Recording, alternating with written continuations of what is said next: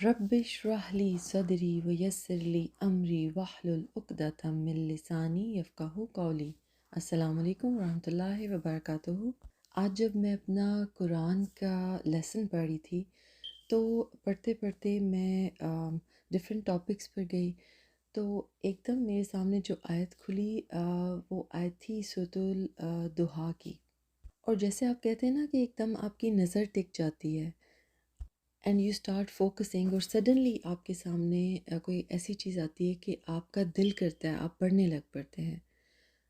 تو وہ آیت ہے وَلَسَوْفَ يُعْطِيكَ رَبُّكَ فَتَرْضَىٰ and surely your Lord will give you so much to you that you will be pleased،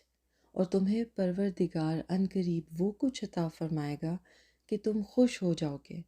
یہ ورس ہے سورۃ الضحیٰ کی نمبر 5۔ اب بیسکلی اس دعا کا، اس آیت کا جو کانٹیکسٹ ہے وہ یہ ہے کہ یہ تب اللہ تعالیٰ نے حضور پاک صلی اللہ علیہ وسلم پر اتاری تھیں جب حضور پاک صلی اللہ علیہ وسلم بہت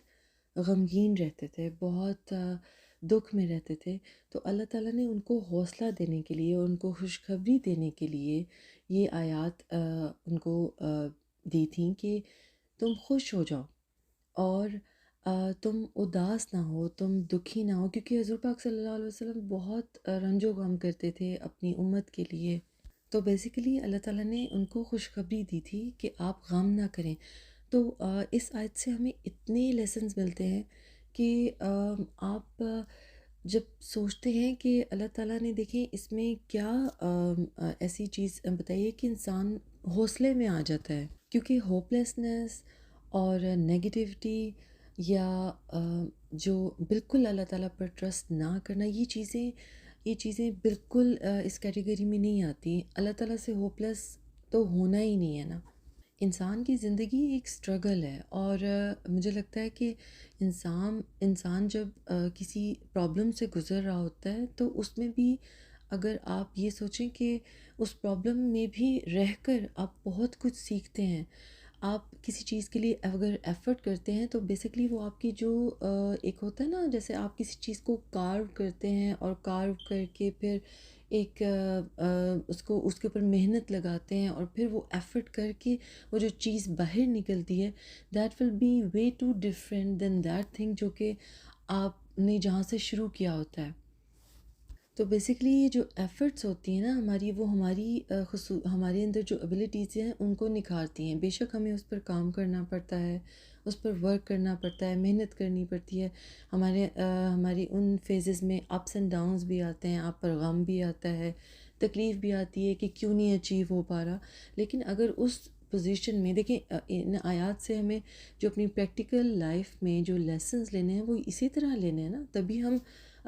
قرآن پاک پر جو عملی طور پر عمل کر سکیں گے، وہ تبھی کر سکیں گے جب ہم اس کو سمجھیں گے۔ تو یہ جو اسٹرگلز اور جو ایفرٹس ہوتی ہیں اور جو پرابلمس بھی ہماری زندگی میں آتے ہیں، یہ بیسیکلی ہمیں نکھارتی ہیں۔ اور سم ٹائمز ہوتا ہے کہ اللہ تعالیٰ ہمیں اپنے اور کلوز کرنا چاہتے ہیں، اور ہو سکتا ہے کہ یہ جو پرابلمز آ رہی ہیں یا جو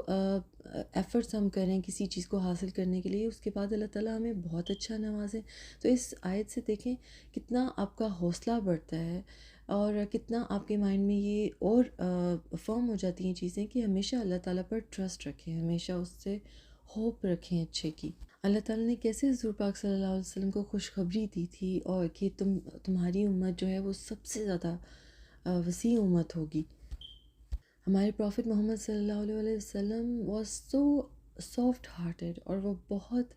محبت کرتے تھے اپنی امت سے، اور فکر کرتے تھے، فکر مند رہتے تھے کہ ان لوگوں کا کیا بنے گا، کیونکہ جو لوگ بات نہیں سنتے تھے ان کی، تو پھر وہ ان کے لیے اللہ تعالیٰ سے دعا بھی کرتے تھے اور ان کے بارے میں غم بھی کرتے تھے۔ تو سب سے بڑا لیسن تو ہمیں یہ ملتا ہے کہ آپ اللہ تعالیٰ سے ہوپ رکھیں، اللہ تعالیٰ سے توقع رکھیں، بجائے انسانوں سے توقع۔ بے شک ٹھیک ہے، کئی دفعہ دیکھیں ایک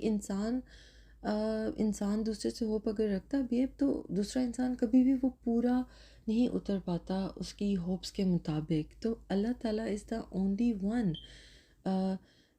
جس سے ہم ہوپ رکھ سکتے ہیں ہر چیز کے بارے میں، اس میں آپ کو سوچنا نہیں پڑتا۔ اور جب کبھی آپ ایسی سچویشن سے گزریں تو یہ ضرور سوچیں کہ شاید آپ یہ جو ایفرٹس کر رہے ہیں، کیا پتہ اللہ تعالیٰ آپ کو بہت اچھے سے نوازے۔ اللہ تعالیٰ سے دعا کریں، اللہ تعالیٰ سے اور قریب ہو جائے۔ اور جیسے کہ سورۃ البقرہ میں ہے کہ اللہ تعالیٰ آپ انسان پر اتنا بوجھ نہیں ڈالتا کہ جس کو وہ برداشت نہ کر سکے یا جس کو اٹھا نہ سکے۔ تو کبھی بھی اللہ تعالیٰ پر ڈاؤٹ نہ کریں، ہمیشہ اللہ تعالیٰ سے اچھے کی امید رکھیں۔ اور ایک بات میں ضرور کہوں گی کہ جب بھی آپ قرآن پاک کھولتے ہیں تو ایوری سنگل ٹائم آپ کو کچھ نہ کچھ نیا سیکھنے کو ملتا ہے، اور بعض اوقات کچھ ایسا آپ کے سامنے کھلتا ہے کہ آپ امیجن نہیں کر سکتے کہ وہ آپ کی سچویشن کے مطابق آپ کے سامنے آ رہا ہوتا ہے، اور آپ جب پڑھ رہے ہوتے ہیں اور جس سچویشن سے گزر رہے ہوتے ہیں وہ ایسے لگتا ہے کہ وہ آپ کو میسج دیا جا رہا ہے۔ تو ہمیشہ آبزرو، غور کیا کریں، اور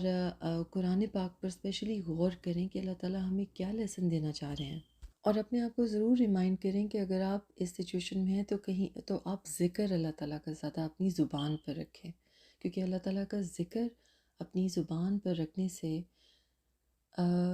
آپ کا دل کا بوجھ بہت ہلکا ہوتا ہے، آپ اپنے آپ کو ڈریگ کر کے اس سچویشن سے نکال سکتے ہیں۔ ہم کہتے ہیں نا کہ ہم کسی کے ساتھ بات کر کے ہمارا دل ہلکا ہو جاتا ہے یا ہم کسی سے شیئر کر لیں، تو مجھے لگتا ہے کہ اگر آپ اس سچویشن میں اللہ تعالیٰ سے کا ذکر کریں اور اللہ تعالیٰ سے اپنی بات اور شیئر کریں تو وہ زیادہ آپ کے لیے، بلکہ ہر صورت میں وہ آپ کے لیے زیادہ بینیفیشل ہوگا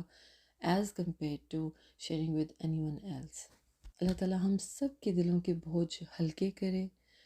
اور ہم سب کی پریشانیوں کو دور کرے اور آسانیوں میں بدلے۔ آمین۔ سبحانک اللہم و بحمدک، نشہد لا الہ الا انت،